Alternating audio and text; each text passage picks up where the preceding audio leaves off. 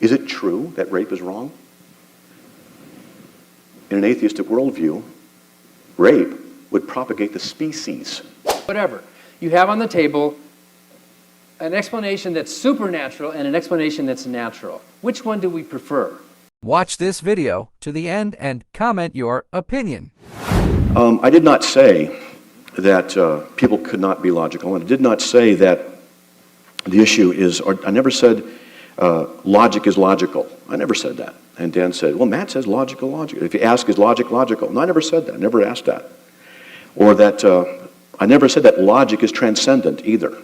I said the laws of logic are transcendent. Logic is a process of the mind based upon the laws of logic, which are independent of the mind. Those are the things that are transcendent.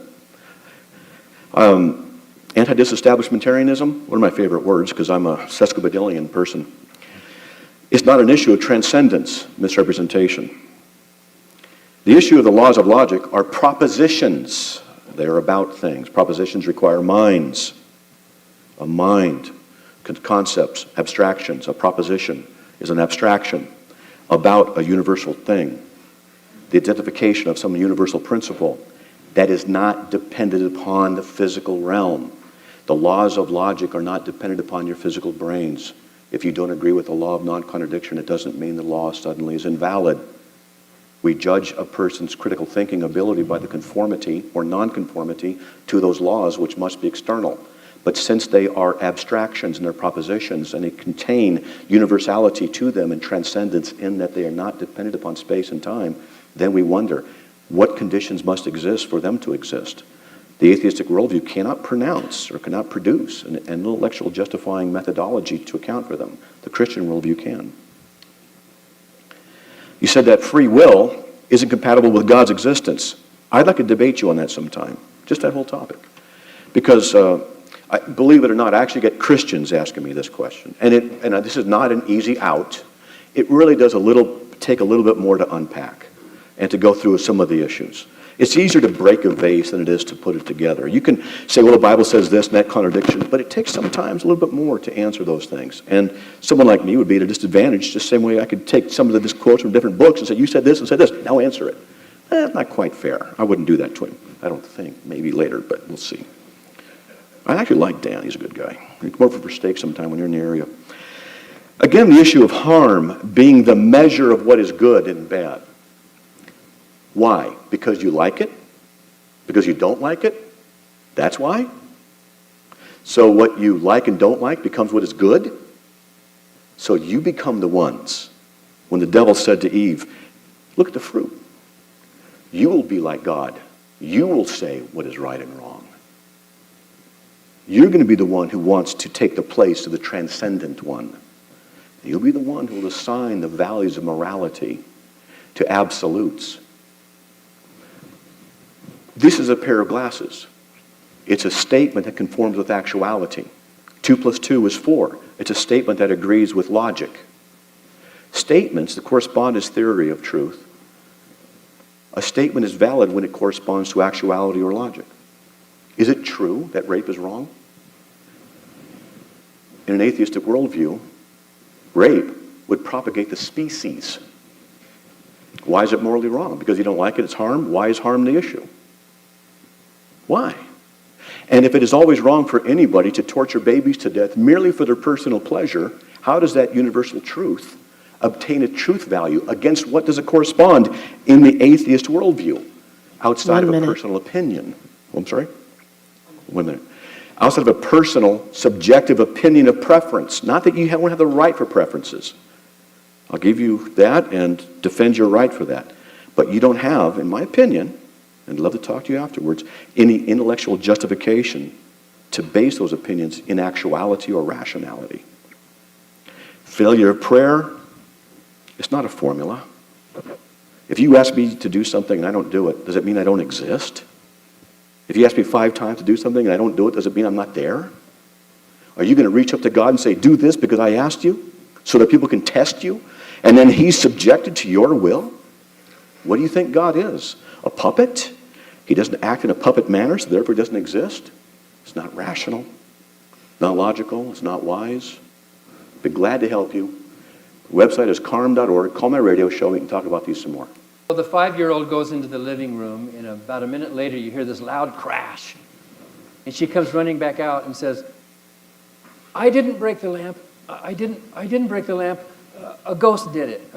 It happened by itself. I didn't break the lamp. You heard the crash, but you weren't there. You have her testimony, right? And so you have on the table her testimony that there's some supernatural explanation for what happened to the lamp. But as a parent, can you think of what other options would you think of? Right? Maybe she's fibbing. Or there could be other natural hypotheses. Maybe she tripped over the cord, or maybe her brother's hiding behind it. Whatever. You have on the table an explanation that's supernatural and an explanation that's natural. Which one do we prefer? Which one do we go with? Even if you don't know, you weren't there. Which would you pick? Ghosts or a scared little girl, right? So Matt is proposing to us that the explanation for the universe is some transcendent, ghost, supernatural thing out there that explains everything, when we non-believers, atheists and agnostics, we can propose we weren't there at the beginning of the Big Bang. We weren't in the living room when the noise happened. But what we say in the natural world and in scientific method is this: let's rule out all the natural explanations first before we just jump to a supernatural conclusion. There was a member of the Freedom from Religion Foundation named Dr. Gordon back in the 80s. He was a doctor, he retired, and he went to the Philippines. And he set up a free clinic as an atheist to help suffering people in the Philippines. He was climbing up those hills alongside the Catholic doctors. Many of the Catholic doctors were charging the patients for it. He never told them that he was an atheist. He never said that. He came with this desire to help human beings. The world has been greatly enriched by the empathy, the morality, the concern of atheistic and agnostic and non-religious, as well as religious people, for humanity, for wanting to lessen the harm on those hills of the Philippines. So I applaud what you're doing over there. If you're really helping people, as long as you applaud us, non-believers, who also understand that morality can have a solid basis in the real world. We're doing what we're doing because we love humanity, not because we're trying to praise some glorified deity, holiness of a God. In fact, that seems less moral, to do it for altruistic reasons, so that I can go to heaven, or so that I can avoid hell, or so that I can be told how great I am. If you just love humanity and you have a practical impulse to want to help humanity, that is much more moral. If it's true that nothing comes from nothing, like you said earlier, then God can't exist. Think about this, Matt. Is God something or is God nothing? Yeah, so if nothing comes from nothing, if something can't come from nothing, then God can't come from nothing either. Therefore, if your premise is true, by these transcendental logical laws that you think exist, by your own premises then, your God cannot exist because something cannot come from nothing. You said earlier that propositions require minds. I agree with you with that. A proposition, a statement, is a function of a brain. But then you went on to contradict yourself by saying that they transcend the mind. The mind is a biological organism. The mind is a function of a brain, which is a biological organ of a biological organism.